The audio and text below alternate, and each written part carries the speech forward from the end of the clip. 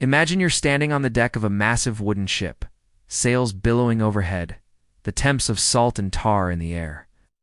This is a man-o'-war, the most powerful warship of the 18th century, floating fortress and a symbol of naval might.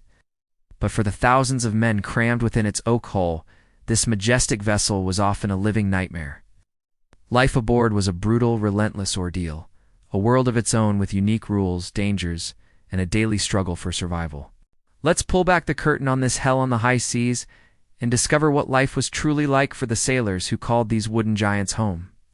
The reality was far from the romantic adventures often portrayed in stories. The first and most overwhelming reality of a man-o'-war was the sheer number of people. A first-rate ship of the line, like HMS Victory, could carry over 850 men. That's the population of a small village, all squeezed into a space that was constantly moving, damp and loud. Privacy was a concept that simply did not exist. Men slept in hammocks, slung side by side, with only about 14 inches of space per person. When you weren't on watch, you were rarely ever alone, surrounded by the constant noise of snoring, coughing, and the groaning of the ship's timbers. This intense crowding created an environment ripe for conflict and disease. With so many men living in such close quarters, tempers could flare easily over the smallest of slights, and a simple cough could quickly escalate into a ship-wide epidemic. Joining the Navy wasn't always a choice, while some men were experienced sailors who volunteered for a steady wage. A significant portion of the crew was pressed into service.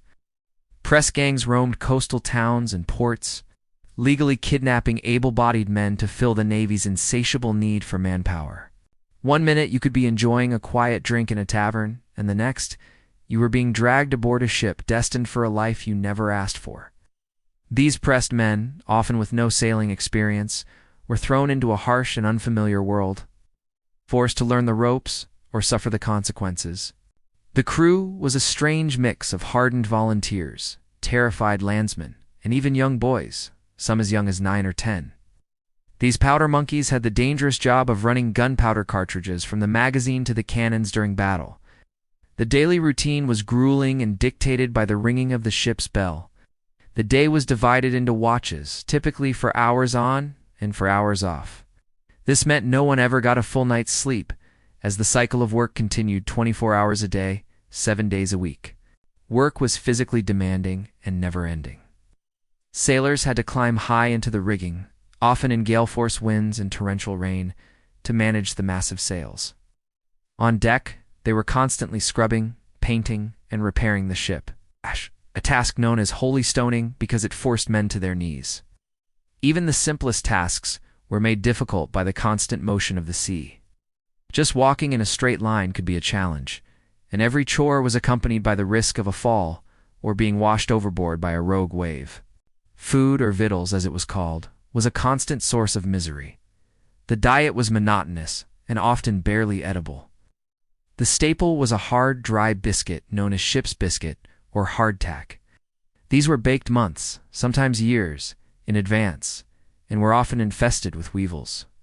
Sailors would tap their biscuits on the table before eating to knock the insects out, a grim ritual known as the drummer's tattoo.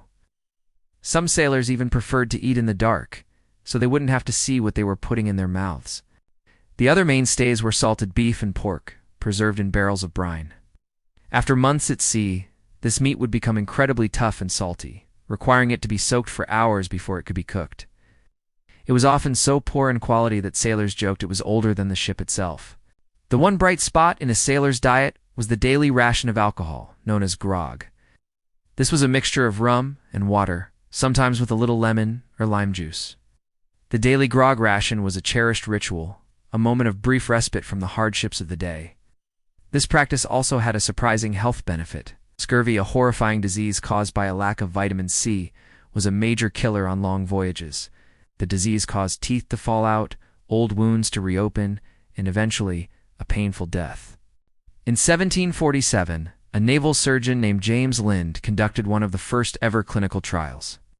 He discovered that citrus fruits could prevent and cure scurvy, though it took the Admiralty decades to make it standard practice. The eventual addition of lime or lemon juice to the grog ration drastically reduced the number of deaths from this terrible affliction.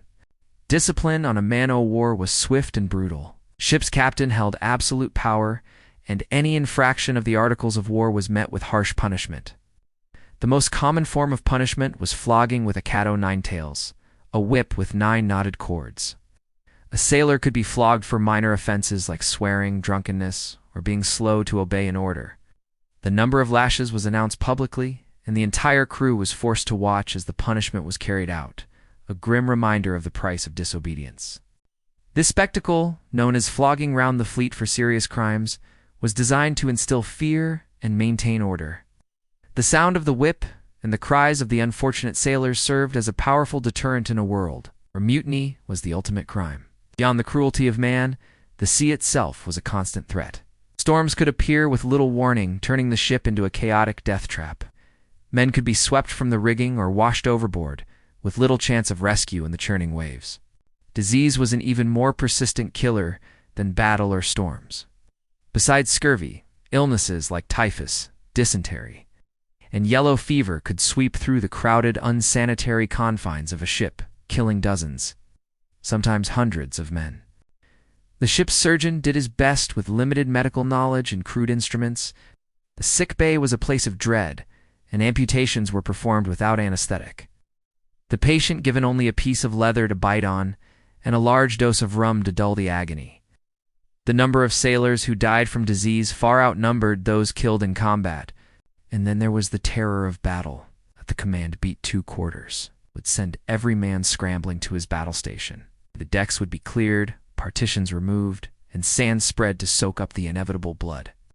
The noise of a naval broadside was deafening, a thunderous roar that could permanently damage a man's hearing. The air would fill with thick, acrid smoke, making it almost impossible to see or breathe.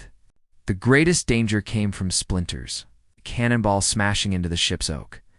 Hull would send thousands of wooden shards flying through the air like lethal projectiles. More men were killed or maimed by splinters than by cannonballs themselves.